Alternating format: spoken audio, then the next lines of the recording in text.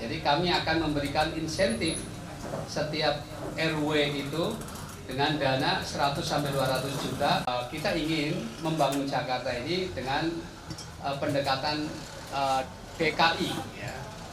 Apa D-nya? D-nya adalah desentralisasi. Jadi kami akan memberikan insentif setiap RW itu dengan dana 100-200 juta untuk menentukan mana prioritas di RW tersebut untuk kemaslahatan bersama warganya. Gitu. Kalau misalnya di situ memang banjir yang memang akibat dari mampetnya selokan dan sebagainya, tentu itu prioritas.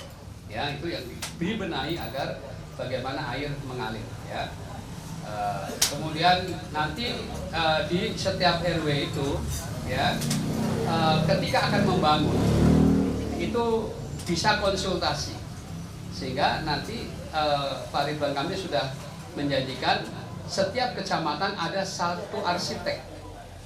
Ya, itulah yang kemudian nanti dimintain konsultasinya. Kira-kira di RW kami seperti ini, kira-kira usulannya apa? Nah, kira-kira nanti sebaiknya seperti apa?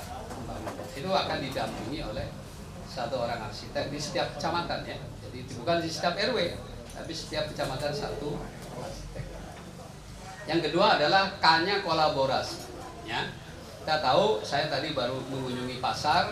Nah, salah satu alhamdulillah tadi harga-harga relatif stabil. Meskipun ada yang naik, ada yang turun, ya. Tapi secara umum stabil dalam beberapa bulan ini. Ya, ini kan persoalan supply and demand. Ya.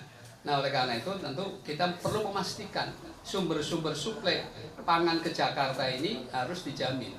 Ya, apakah dengan bentuk kontrak dengan daerah-daerah penghasil, katakanlah misalnya kalau bawang merah ya berarti dengan Brebes misalnya, atau nanti beras dengan mana gitu.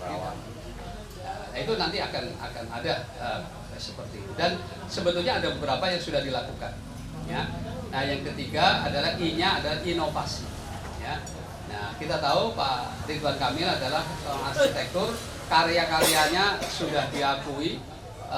Bahkan beliau sendiri mendapat honoris causa dari 2 perguruan tinggi luar negeri, ya, dari Korea sama dari Inggris, ya, itu karena karya-karya beliau, ya, inovasi-inovasi beliau yang diakui, ya, dan penghargaan beliau sudah cukup banyak, ya, sebagai seorang arsitek.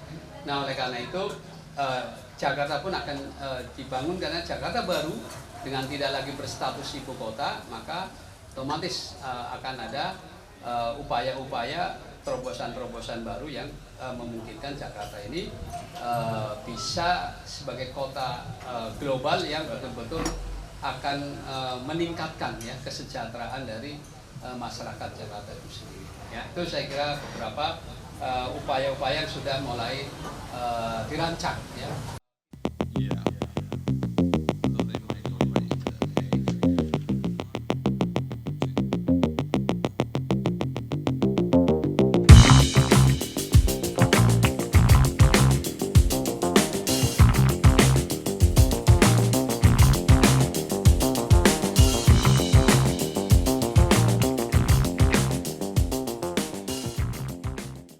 Junjung tinggi prinsip jurnalisme dalam setiap tayangan terbaiknya. Menghadirkan berita bernilai sebagai referensi. Gelar bicara yang tajam. Tidak, ini kan kebohongan, Dok. Mengupas fakta demi fakta dan mendorong pencarian solusi. Serta investigasi yang mengungkap kebenaran. Rosi, Satu Meja, The Forum, Sapa Indonesia Malam. Nilu, ikuti semuanya bersama Kompas TV.